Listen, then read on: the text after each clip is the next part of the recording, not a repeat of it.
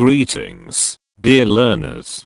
Welcome to an exciting day of learning and growth. Today, we embark on a journey of knowledge and enjoyment as we delve into the fascinating world of criminal jurisprudence, procedure, and evidence. Join us as we explore the 10 essential concepts covered in the Criminology Board Exam Review USED 6A. Your safety is of utmost importance to us, so let's make this learning experience both educational and enjoyable. May you always be blessed by God as you progress on your educational path. We are thrilled to have you with us on the Teacher Lumaban YouTube channel. Let's get started. Commit your way to the Lord, trust also in him, and he shall bring it to pass. Psalm 37 verse 5.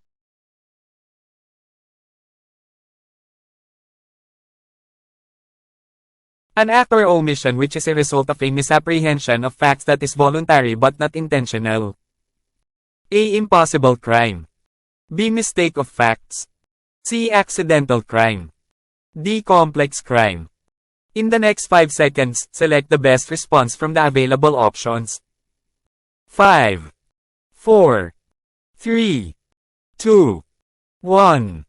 The correct answer is B. Mistake of facts. Explanation of each choice. A. Impossible crime. This refers to a situation where an act is committed with criminal intent but due to the inherent nature of the act or the object of the crime, it is impossible to accomplish. For example, attempting to kill someone who is already dead. It does not apply here since there is no misapprehension of facts involved. B. Mistake of facts. This occurs when a person commits an act under a misunderstanding or ignorance of certain facts, and had the facts been known, the act would not have been committed. Although the act is voluntary, it is not intentional because the person does not know the true nature of the situation. This matches the given scenario. C. Accidental crime. This involves a situation where a person commits an act unintentionally, usually through no fault of their own, but it results in harm. There is no misapprehension of facts in an accidental crime, as the outcome was purely unintentional. D. Complex crime. This involves a situation where a single act constitutes 2 or more grave or less grave felonies, or where one offense is necessary to commit another. It does not involve any misapprehension of facts. Thus, the scenario in the question describes a mistake of fact, as the act is voluntary but unintentional due to a misunderstanding of the situation. A. Imposibleng krimen. Ito ay tumutukoy sa isang sitwasyon kung saan ang isang gawa ay ginawa na may layuning kriminal, ngunit dahil sa likas na katangian ng kilos o layunin ng krimen, imposibleng maisakatuparan. Halimbawa, ang pagtatangkang pumatay ng isang taong patay na. Hindi ito nalalapat dito dahil walang maling pag-unawa sa mga katotohanang kasangkot. B. Pagkakamali ng mga katotohanan. Ito ay nangyayari kapag ang isang tao ay nakagawa ng isang gawa sa ilalim ng hindi pagkakaunawaan o kamangmangan sa ilang mga katotohanan, at kung ang mga katotohanan ay nalaman, ang kilos ay hindi ginawa. Bagamat voluntaryo ang kilos, hindi ito sinasadya dahil hindi alam ng tao ang tunay na kalagayan ng sitwasyon. Tumutugma ito sa ibinigay na senaryo. Si aksidenteng krimen. Ito ay nagsasangkot ng isang sitwasyon kung saan ang isang tao ay nakagawa ng isang kilos na hindi sinasadya, kadalasan ay hindi nila kasalanan, ngunit ito ay nagreresulta sa pinsala. Walang maling pag-unawa sa mga katotohanan sa isang aksidenteng krimen dahil ang kinalabasan ay hindi sinasadya. Di komplikadong krimen. Ito ay nagsasangkot ng isang sitwasyon kung saan ang isang kilos ay bumubuo ng 2 o higit pang mabigat o mas kaunting mabigat na krimen, o kung saan ang isang pagkakasala ay kinakailangan upang makagawa ng isa pa. Hindi ito nagsasangkot ng anumang maling pagkaunawa sa mga katotohanan.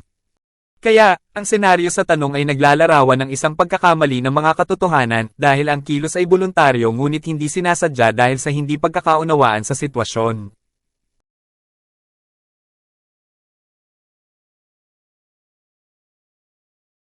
Infanticide is committed by killing a child not more than A. 36 hours, B. 24 hours, C. 48 hours, D. 72 hours. In the next 5 seconds, select the best response from the available options. 5, 4, 3, 2, 1. Infanticide, as defined under Philippine law, refers to the act of killing a child less than 3 days, 72 hours, old. Answer, D. 72 hours. Explanation. A. 36 hours. This option is incorrect because the law extends the time limit to 72 hours after birth, not 36. B. 24 hours. Similarly, this option is incorrect because the time frame is longer than just 1 day, 24 hours. C. 48 hours. Though closer, this is still not accurate, as the legal period is 72 hours. D. 72 hours. This is the correct answer. Under the Revised Penal Code of the Philippines, infanticide is defined as the killing of a child less than 3 days old. Thus, the time frame is 72 hours postpartum. A. 36 na oras. Mali ang opsyong ito dahil pinalawig ng batas ang limitasyon sa oras hanggang 72 oras pagkatapos ng kapanganakan, hindi 36. B. 24 na oras. Katulad nito, hindi tama ang opsyong ito dahil mas mahaba ang time frame kaysa sa isang araw lamang, 24 na oras. C. 48 oras. Kahit na mas malapit, hindi pa rin ito tumpak dahil ang legal na panahon ay 72 oras. D. 72 oras. Ito ang tamang sagot. Sa ilalim ng Revised Penal Code of the Philippines, ang infanticide ay tinukoy bilang ang pagpatay sa isang bata na wala pang 3 araw na gulang. Kaya, ang time frame ay 72 oras postpartum.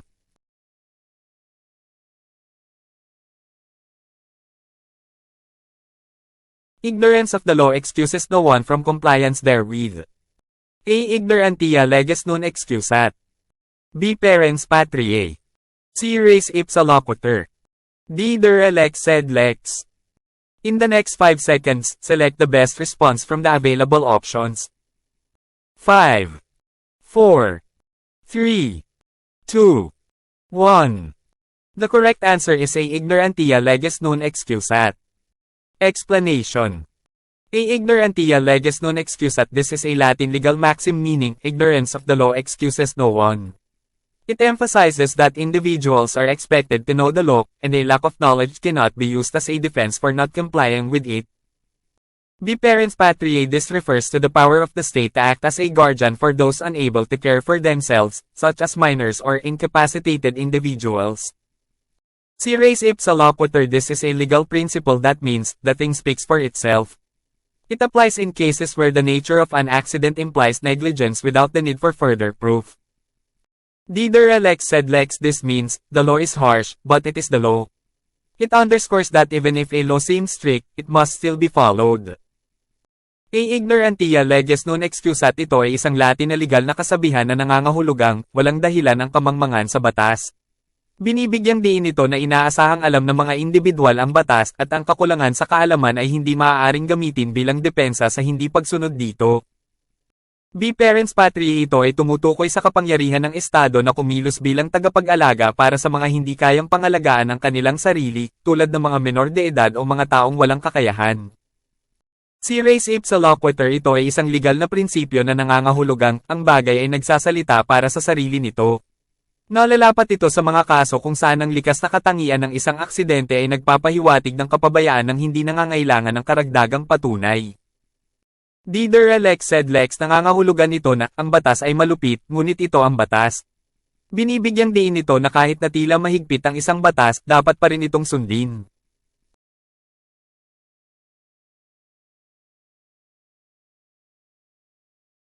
An act which would be an offense against persons or property if it was not for the inherent impossibility of its accomplishment. A. Compound crime. B. Impossible crime. C. Complex crime. D. Accidental crime. In the next 5 seconds, select the best response from the available options. 5, 4, 3, 2, 1. The correct answer is B. Impossible crime. Explanation. A compound crime. This term refers to a crime that consists of 2 or more offenses that are punished together but does not relate to the impossibility of the act. B. Impossible crime. This option is correct. An impossible crime occurs when an act which would otherwise be an offense against persons or property cannot be accomplished due to the inherent impossibility of the circumstances, such as attempting to commit theft from an empty space where there is no property. C. Complex crime. This term generally describes a situation where a single act results in multiple crimes, but it does not pertain to the impossibility aspect. The accidental crime. This refers to acts that result in unintended harm or damage but does not specifically relate to the impossibility of the act itself. Therefore, the focus on the inherent impossibility of accomplishment clearly identifies the impossible crime as the correct choice. Tambalang krimen. Ang terminong ito ay tumutukoy sa isang krimen na binubuo ng dalawa o higit pang mga pagkakasala na pinarurusahan ng magkasama ngunit hindi nauugnay sa imposibilidad ng kilos. Imposibleng krimen. Tama ang pagpipiliang ito. Ang isang imposibleng krimen ay nangyayari kapag ang isang gawa na kung hindi man ay isang pagkakasala laban sa mga tao o ari-arian, ay hindi magawa dahil sa likas na imposibilidad ng mga pangyayari, tulad ng pagtatangka na magnakaw mula sa isang bakanteng lugar kung saan walang ari-arian. Si komplikadong krimen. Ang terminong ito ay karaniwang naglalarawan ng isang sitwasyon kung saan ang isang gawa ay nagre-resulta sa maraming krimen, ngunit hindi ito tumutukoy sa aspetong imposible. Di aksidenteng krimen. Ito ay tumutukoy sa mga kilos na nagre-resulta sa hindi sinasadyang pinsala o pinsala ngunit hindi partikular na nauugnay sa imposibilidad ng kilos mismo. Sa makatuwid, ang pagtuon sa likas na imposibilidad ng katuparan ay malinaw na kinikilala ang imposibleng krimen bilang tamang pagpipilian.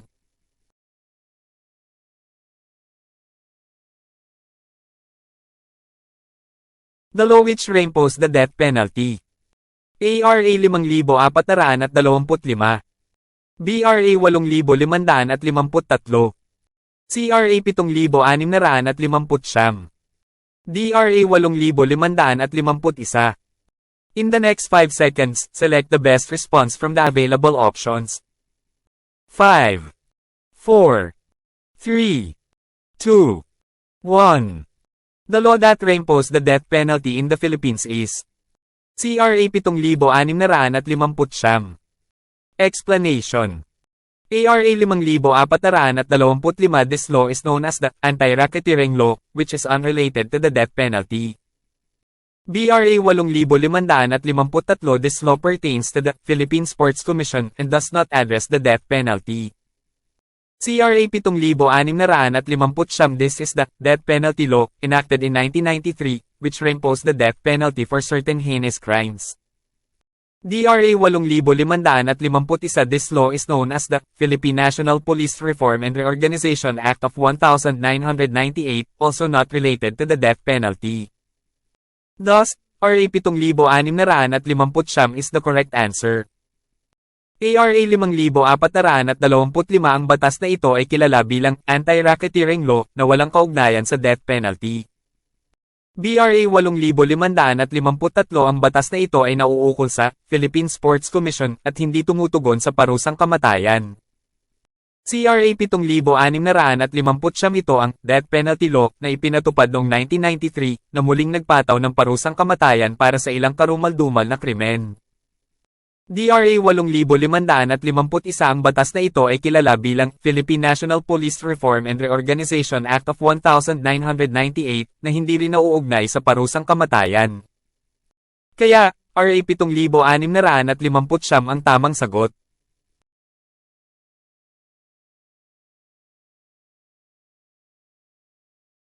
One who is deprived completely of reason or discernment and freedom of the will at the time of the commission of the crime. A. Discernment. B. Insanity. C. Epilepsy. D. Imbecility. In the next 5 seconds, select the best response from the available options. 5, 4, 3, 2, 1. The correct answer is B. Insanity. Explanation. A discernment. This refers to the ability to judge well or distinguish between right and wrong. It does not describe a condition of being deprived of reason or will. B. Insanity. This is the correct choice. Insanity is a legal term indicating that a person was unable to understand the nature of their actions or distinguish right from wrong due to a mental disorder at the time of committing a crime. C. Epilepsy. This is a medical condition characterized by seizures and does not inherently mean the person is devoid of reason or will. D. Imbecility. This term historically referred to a level of intellectual disability but does not specifically denote a complete lack of reason or discernment in the context of committing a crime. Thus, insanity is the term that best describes someone who lacks the capacity for rational thought and control over their actions at the time of the offense. A. Discernment ito ay tumutukoy sa kakayahang humatol ng mabuti o makilala ang tama at mali. Hindi ito naglalarawan ng isang kondisyon ng pagkakaayta ng katwiran o kalooban. B. Pagkabaliw ito ang tamang pagpili. Ang pagkabaliw ay isang legal na termino na nagsasaad na ang isang tao ay hindi nauunawaan ang kalikasan ng kanilang mga aksyon o nakikilala ang tama sa mali dahil sa isang mental disorder sa oras na gumawa ng isang krimen. Si epilepsy ito ay isang kondisyong medikal na nailalarawan sa pamamagitan ng mga seizure at hindi likas na nangangahulugang ang tao ay walang dahilan o kalooban. Di kamangmangan ng terminong ito sa kasaysayan ay tumutukoy sa isang antas ng intelektual na kapansanan ngunit hindi partikular na tumutukoy sa isang kumpletong kawalan ng katwiran o pag-unawa sa konteksto ng paggawa ng isang krimen.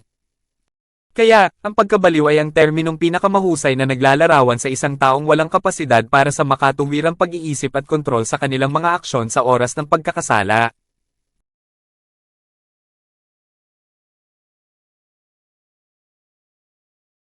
The quality by which an act may be subscribed to a person as its owner or author. A. Responsibility. B. Duty. C. Guilt. D. Imputability. In the next 5 seconds, select the best response from the available options. 5, 4, 3, 2, 1. The correct answer is the imputability. Explanation. Irresponsibility. This refers to the obligation to answer for an action or its consequences but does not specifically indicate ownership or authorship. B. Duty. This term relates to a moral or legal obligation to perform or not perform an action, but it doesn't directly refer to the authorship of an act. C. Guilt. This pertains to the feeling of having committed a wrong or offense, but it does not define the quality of authorship or ownership.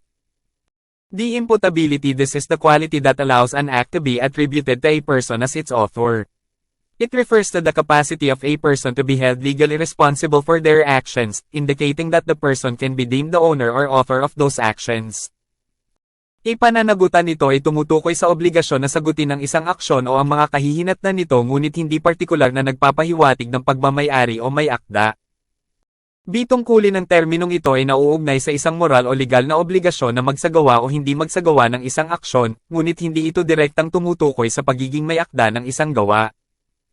Si pagkakasala ito ay nauukol sa pakiramdam na nakagawa ng mali o pagkakasala, ngunit hindi nito tinukoy ang kalidad ng pagiging may akda o pagmamay-ari.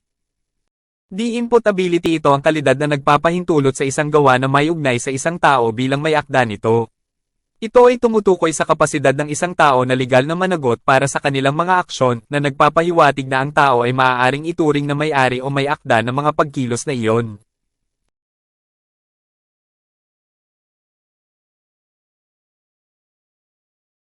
Something that happened outside the sway of our will, and although it comes about through some acts of our will, lies beyond the bounds of humanly foreseeable consequences. A. Fortuitous event. B. Fate. C. Accident. D. Destiny. In the next 5 seconds, select the best response from the available options. 5, 4, 3, 2, 1. The correct answer is a fortuitous event. Explanation.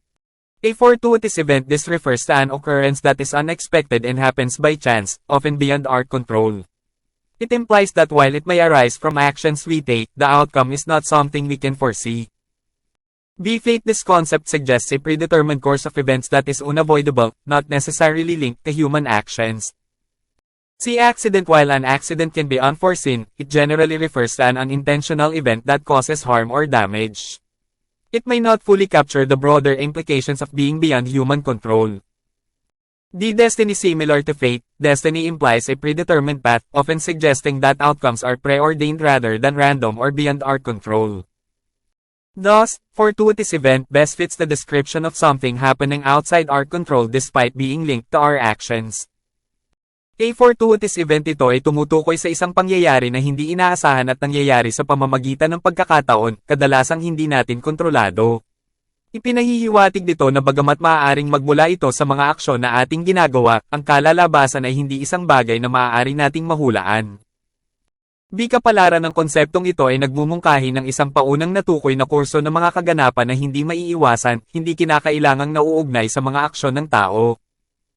Si aksidente bagamat ang isang aksidente ay maaaring hindi inaasahan, ito ay karaniwang tumutukoy sa isang hindi sinasadyang pangyayari na nagdudulot ng pinsala o pinsala. Maaaring hindi nito ganap na makuha ang mas malawak na implikasyon ng pagiging lampas sa kontrol ng tao.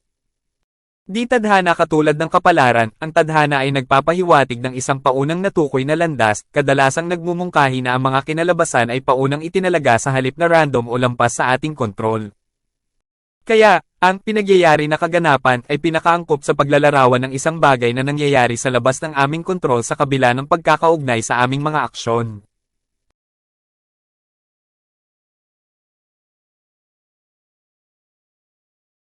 A sworn written statement charging a person with an offense subscribed by the offended party, any peace officer or other public officer charged with the enforcement of the law violated. A. Subpoena. B. Information. C. Complaint. D. Read. In the next 5 seconds, select the best response from the available options. 5, 4, 3, 2, 1. The correct answer is C. Complaint. Explanation. A subpoena. This is a document that orders a person to appear in court or produce evidence. It does not charge someone with an offense. B. Information. While information is a formal accusation of a crime filed by a prosecutor, it is not the sworn statement referred to in the question. C. Complaint. This is the correct term. A complaint is a sworn written statement that charges a person with an offense, typically filed by the offended party or a public officer. D. Writ. This is a formal written order issued by a court, but it does not specifically refer to a charging document. Therefore, the term that best fits the description provided is complaint. A subpoena. Ito ay isang dokumento na nag-uutos sa isang tao na humarap sa korte o magpakita ng ebidensya. Hindi nito sinisingil ang isang tao ng isang pagkakasala. B. Impormasyon. Habang ang impormasyon ay isang formal na akusasyon ng isang krimen na inihain ng isang tagayusig, hindi ito ang sinumpaang salaysay na tinutukoy sa tanong. Si reklamo. Ito ang tamang termino. Ang reklamo ay isang sinumpaang nakasulat na salaysay na nagsasakdal sa isang tao ng isang pagkakasala na karaniwang isinasampa ng nasaktang partido o isang pampublikong opisyal. D. Writ. Ito ay isang formal na nakasulat na utos na inisyo ng isang hukuman, ngunit hindi ito partikular na tumutukoy sa isang dokumento sa pagsingil. Sa makatuwid, ang terminong pinakaangkop sa ibinigay na paglalarawan ay reklamo.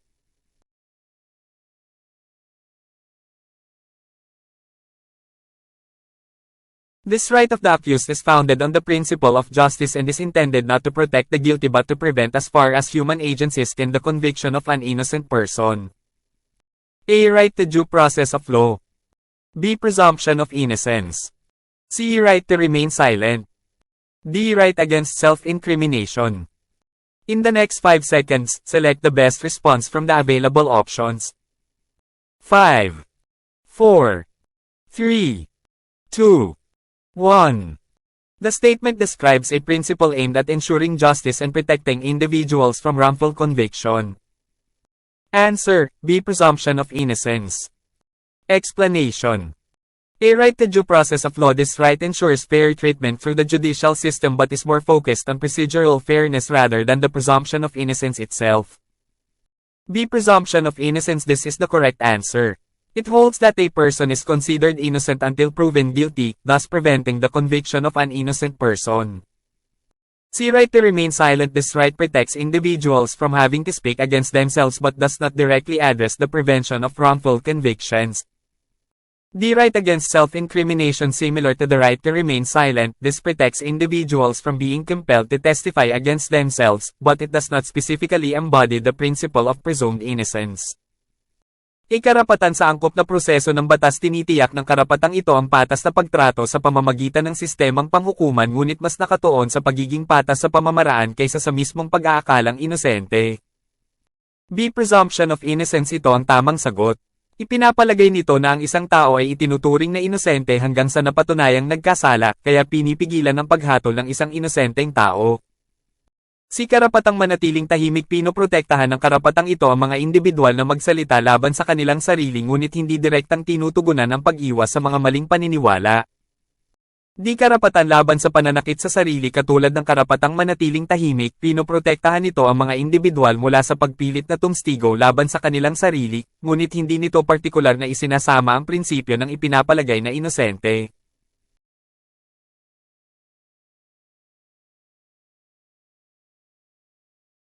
I can do all things through Christ who strengthens me.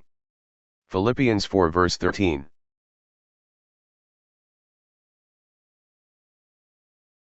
I hope you enjoyed and learned something new from our topic on criminology, criminal jurisprudence, procedure, and evidence.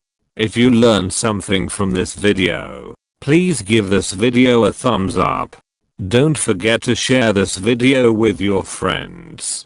If you have comments, questions, or suggestions, you can leave a message in the comment section below. Thank you very much for watching my videos. Hoping that we meet again in my next video, and God bless you always. It is the Teacher Lumaban YouTube channel.